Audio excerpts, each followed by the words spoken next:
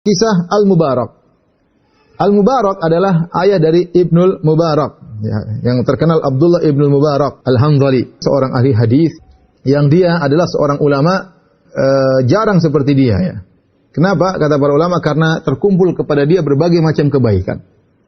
Ya, dia adalah seorang mujahid, seorang alim ulama, seorang ahli hadis, seorang yang sangat dermawan. Dan ini jarang terkumpul seperti ini. Ada orang alim, tapi mungkin dia ahli ibadah, tapi dia bukan ahli hadis.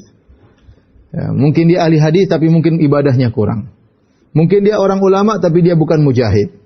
Mungkin dia ulama, mungkin dia mujahid, tapi dia miskin, tidak kaya raya. Ibnu Mubarak lengkap, dan ini jarang ada ulama seperti dia. Inilah Abdullah Ibnu Mubarak. Saya katakan tadi apa? Dia seorang yang kaya raya, sangat rajin bersedekah. Di samping itu ternyata dia hidupnya zuhud. Di samping itu ternyata dia seorang alim. Di samping itu ternyata dia ahli ibadah. Ya. Di samping itu ya, dia ternyata sangat rajin bersedekah. Terkumpul banyak kemuliaan pada Abdullah Ibnu Mubarak. Siapakah bapaknya Al-Mubarak? Abdullah bin Al-Mubarak. Bapaknya Al-Mubarak dahulu adalah seorang budak. Ya. Kalau ada yang datang dari Turkiya, ya, dia budak. Ya.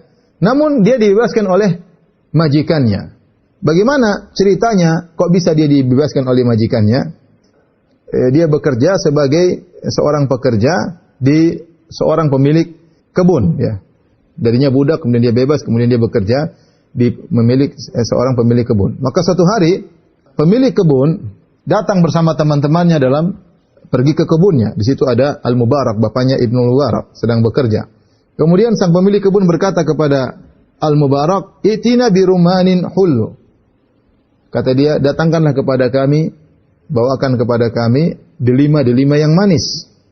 Maka dia pun mengambil beberapa delima. Dibawakan, diberikan kepada pemilik kebun dan teman-temannya. Kemudian di antara delima-delima tersebut ternyata ada yang kecut dan ada yang rusak. Ketika mereka makan, buka, loh ini kok kecut, dan ada yang rusak. Maka akhirnya pemilik kebun marah sama dia. Dia mengatakan, "Apa kau tidak bisa bedakan mana manis, mana yang kecut? Kenapa? Saya kan tadi minta yang manis, kenapa kau bawakan yang kecut? Kau tidak bisa bedakan antara delima yang manis dan delima yang kecut?" Maka Al-Mubarak berkata, "Anta ma adzinta li an akula hatta a'rifal hulla minal hamid." Engkau belum izinkan aku untuk makan dari buah delima, sehingga aku tidak bisa bedakan mana yang manis dan mana yang kecut. Maka heranlah pemilik kebun. Ya, namanya penjaga kebun, ya harusnya makan bebas aja. Tapi karena dia belum diizinkan untuk makan, maka dia hidangkan delima tanpa membedakan manis, mana yang manis dan mana yang kecut.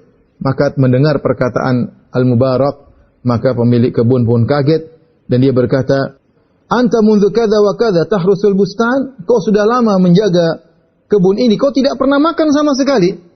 Dia kayak kurang percaya, seakan-akan Al-Mubarak sedang menipunya.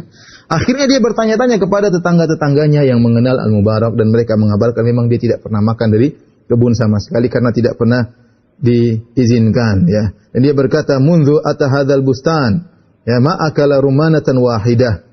Mereka berkata, dia sejak datang ke kebun, kerja di kebun, tidak pernah makan satu butir buah delimnya sama sekali.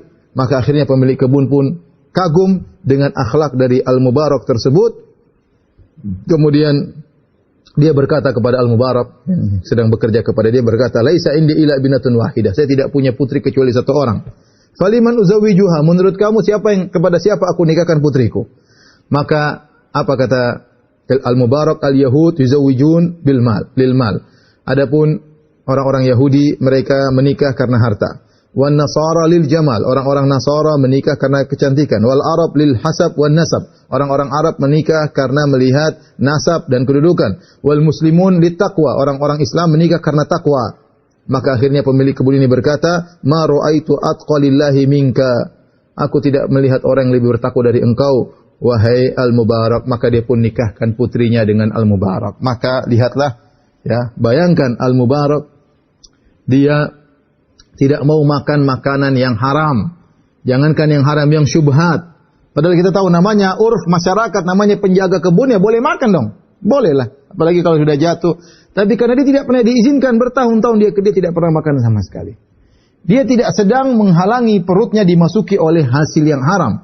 Dia tidak sedang menghalangi perutnya dimasuki dari hasil yang riba, hasil menipu, hasil korupsi. Tidak. Bahkan hasil yang syubhat. Yang sebenarnya diizinkan oleh sang pemilik kebun. Tapi dia wara, dia khawatir ini masalah karena pemilik kebun tidak pernah mengizinkan. Akhirnya gara-gara satu butir tidak dia makan, apa yang Allah berikan kepada dia, Allah berikan kepada dia bahkan sang pemilik kebun dan putrinya dan sak kebun-kebunnya. Bayangkan. Dan inilah man taraka syai'an lillah awadallahu khairan minhu. Barang siapa meninggalkan suatu karena Allah Subhanahu wa taala, Allah akan gantikan dengan lebih baik. Maka akhirnya dia punya anak yang sangat luar biasa. Itulah Abdullah Ibnul Mubarak, seorang alim yang zahid, yang mujahid, yang sangat dermawan, yang sangat soleh, abid, sangat rajin ibadah. Tidak heran karena bapaknya ternyata adalah orang yang hebat.